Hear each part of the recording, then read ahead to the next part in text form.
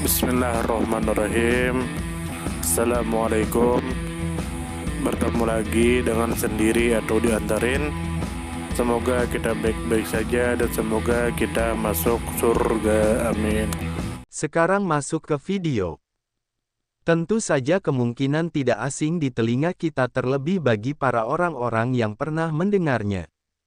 Disebutkan menurut informasi yang beredar bahwa Muhammad ibnu Ali ibnu Omar ibnu Muhammad al-Tamimi al-Maziri adalah seorang ulama dan ahli hukum Islam terkemuka dalam mazhab Maliki yang memiliki kontribusi besar dalam bidang fikih Islam Sunni.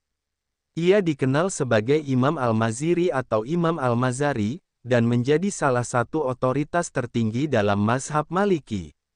Pendapat-pendapat hukumnya dijadikan rujukan utama dalam teks-teks penting, termasuk dalam Mukhtasar karya Khalil bin Ishaq, yang merupakan salah satu kitab rujukan paling berpengaruh dalam mazhab Maliki.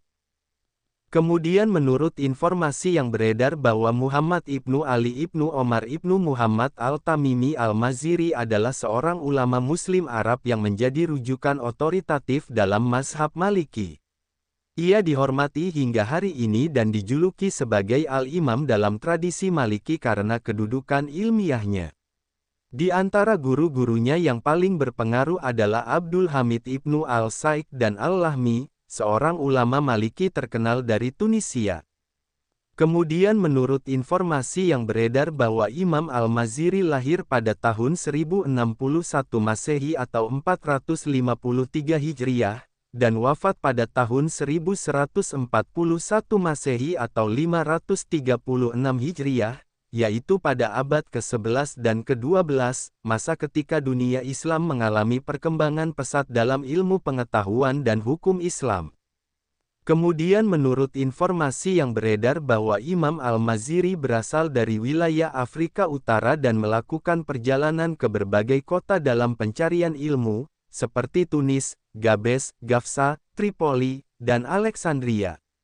Kota-kota tersebut merupakan pusat keilmuan penting pada masa itu dan memberikan pengaruh besar dalam perkembangan intelektual serta spiritual Imam Al-Maziri. Kemudian menurut informasi yang beredar bahwa kedudukan Imam Al-Maziri sebagai tokoh penting dalam mazhab Maliki disebabkan oleh ketajaman analisis hukumnya, kedalaman ilmu, serta kehati-hatiannya dalam meriwayatkan dan mencatat ilmu. Karena kontribusinya yang besar, ia diakui sebagai satu dari 4 ulama yang pendapatnya dianggap otoritatif oleh Imam Khalil bin Ishaq, menjadikannya sosok yang tak tergantikan dalam khazanah hukum Islam Maliki. Kemudian menurut informasi yang beredar bahwa meskipun Imam Al-Maziri dikenal sangat berhati-hati dan tidak banyak mencatat informasi pribadi dalam karya-karyanya, para sejarawan berhasil menelusuri latar belakang pendidikannya melalui karya-karya fatwanya. Dari situ diketahui bahwa ia memperoleh ilmu dari berbagai ulama besar dan tempat-tempat ilmu terkemuka.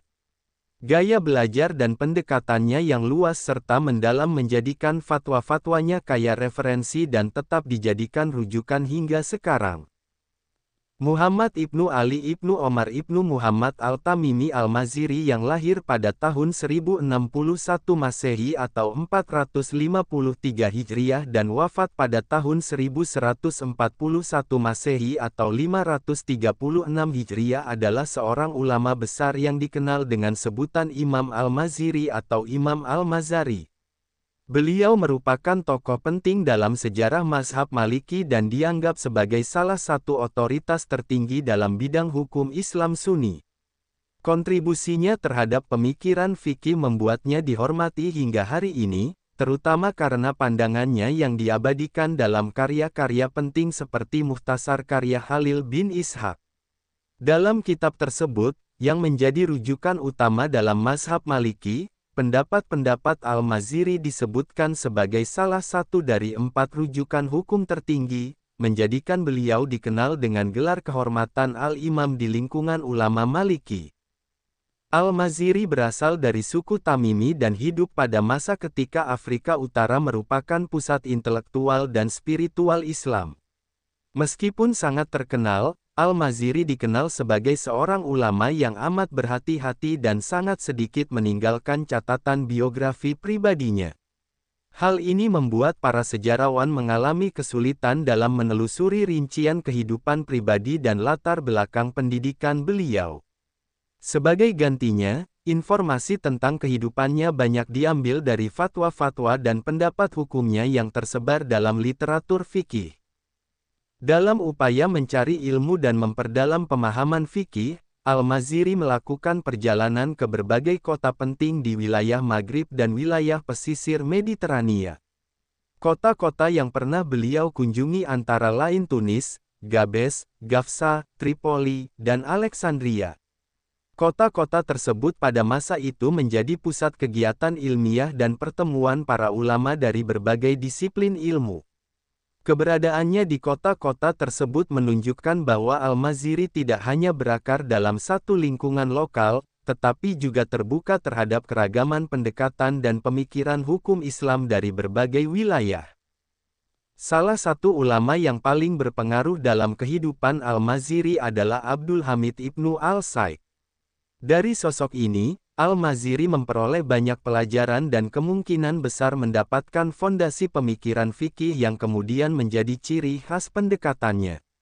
Selain itu, Al-Maziri juga dipastikan pernah menimba ilmu kepada ulama besar Tunisia lainnya, yaitu Al-Lahmi. Al-Lahmi sendiri merupakan figur terkemuka dalam mazhab Maliki dan pengaruhnya sangat besar dalam dunia fikih di Afrika Utara. Hubungan antara Al-Maziri dengan Al-Lahmi menunjukkan kesinambungan keilmuan dalam jalur tradisi mazhab Maliki, yang mengedepankan metodologi ijtihad, analisis nalar hukum, serta kehati-hatian dalam berfatwa. Dari sudut pandang metodologi hukum, Al-Maziri dikenal karena pendekatannya yang sistematis dan tajam. Ia sangat kritis dalam mengkaji berbagai persoalan hukum dan tidak segan mengutarakan pendapat yang berbeda dengan pendahulunya bila dianggap lebih mendekati kebenaran. Kemampuannya dalam menganalisis persoalan fikih menjadikan pendapat-pendapatnya tidak hanya dikaji oleh para ulama pada zamannya, tetapi juga oleh generasi setelahnya. Bahkan dalam dunia akademik dan pesantren mazhab Maliki, nama Al-Maziri tetap dikenal dan dikaji hingga kini. Dari sisi sosial dan politik, Al-Maziri hidup dalam masa yang penuh dinamika, termasuk peralihan kekuasaan di wilayah Ifrikiyah dan tekanan dari luar, seperti invasi dari kalangan Kristen Eropa di wilayah pesisir Afrika Utara. Meskipun tidak tercatat sebagai tokoh politik, namun pengaruh pemikiran Al-Maziri sangat kuat dalam menjaga stabilitas sosial dan arah hukum Islam di tengah perubahan tersebut. Pendekatannya yang moderat dan argumentatif menjadi rujukan dalam menjawab berbagai tantangan zaman.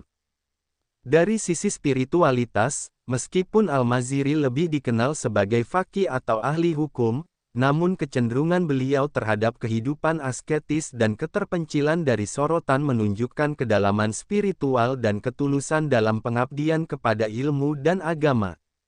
Hal ini terlihat dari keengganannya untuk menonjolkan aspek personal serta fokus pada penyampaian ilmu yang benar dan dapat dipertanggungjawabkan. Kehati-hatian beliau dalam menyampaikan ilmu dan dalam mengambil kesimpulan hukum mencerminkan adab ilmiah yang tinggi, yang menjadi warisan etis dalam tradisi ulama klasik Islam. Dari sudut pandang historiografi, Al-Maziri menunjukkan bagaimana seorang ulama dapat tetap berpengaruh dalam sejarah meskipun minim informasi biografis.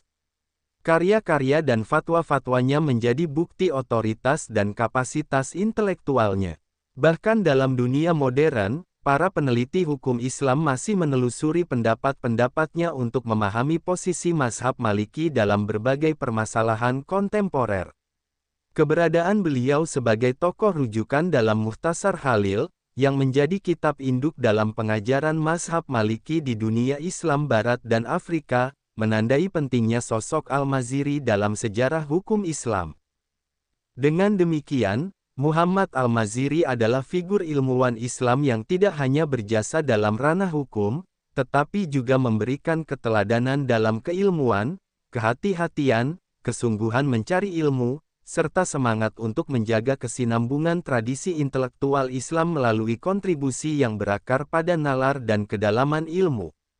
Pengaruhnya tidak hanya terbatas pada zamannya, tetapi meluas ke masa-masa berikutnya, menjadikan beliau sebagai salah satu pilar mazhab Maliki yang tak tergantikan.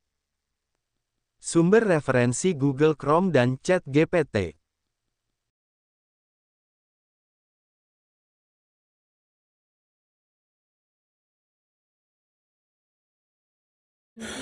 Tentu kita tahu bahwa dalam setiap perjalanan hidup selalu ada saat ketika diri kita merasa lelah, goyah, bahkan ingin menyerah.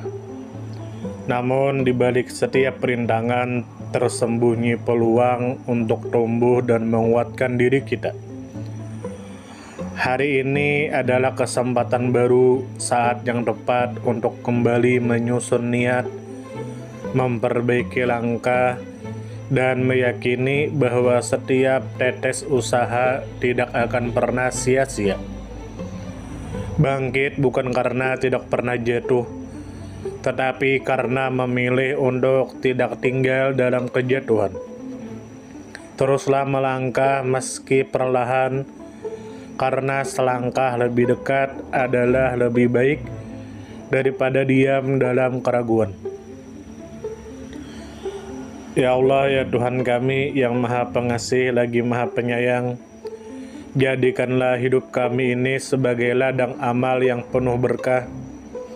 Berikan kekuatan untuk terus menebar kebaikan di dunia. Anugerahkan kemudahan dalam menghadapi segala ujian, dan karuniakan akhir kehidupan yang baik. Lindungi diri kami dan keluarga dan fitnah dunia yang menipu.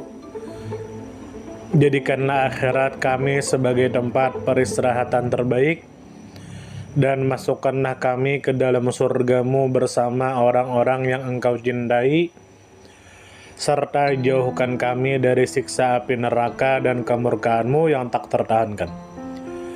Kepada setiap orang yang pernah hadir dalam perjalanan ini, terima kasih atas waktu, kebaikan, dukungan, bahkan teguran. Maafkan atas setiap kata yang menyakiti, sikap yang mengecewakan, atau hati yang mungkin belum sepenuhnya mampu menjaga. Manusia tidak pernah sempurna, namun ketulusan untuk tetap terus belajar dan memperbaiki diri tidak akan pernah padam. Tentu kita tahu bahwa kebaikan tidak selalu datang dalam bentuk besar. Terkadang senyum kecil yang tulus, tangan yang ringan membantu, atau telinga yang mau mendengarkan sudah cukup untuk mengubah hari seseorang menjadi lebih bermakna. Jangan pernah kita menyepelekan kebaikan sekecil apapun, karena bisa jadi satu perbuatan kecil bisa menjadi rahmat Allah turun. Tentu kita tahu menjadi pribadi yang baik bukan berarti tanpa celah, namun menjadi pribadi yang senantiasa sadar dan ingin terus memperbaiki diri. Kebaikan itu menular, dan siapapun yang menanamkan kebaikan akan menuai kebahagiaan meski tak selalu terlihat oleh mata. Dunia membutuhkan lebih banyak hati yang lembut, tangan yang menguatkan, dan jiwa yang peduli. Semoga usaha yang dilakukan bernilai ibadah. Semoga hidup kita menjadi pemberat amal baik, dan semoga kelak ketika dunia telah kita tinggalkan, nama yang tertinggal bukan hanya sekedar dikenang, tetapi menjadi doa yang terus mengalir karena kebaikan yang tidak pernah berhenti untuk ditanam. Terima kasih banyak. Mohon maaf jika ada salah. Silahkan jika suka ditekan tombol like, silahkan share, dan jika ingin memberikan saran dan komentar, Silahkan komen. Semoga kita baik-baik saja. Semoga kita masuk surga. Wassalamualaikum warahmatullahi wabarakatuh.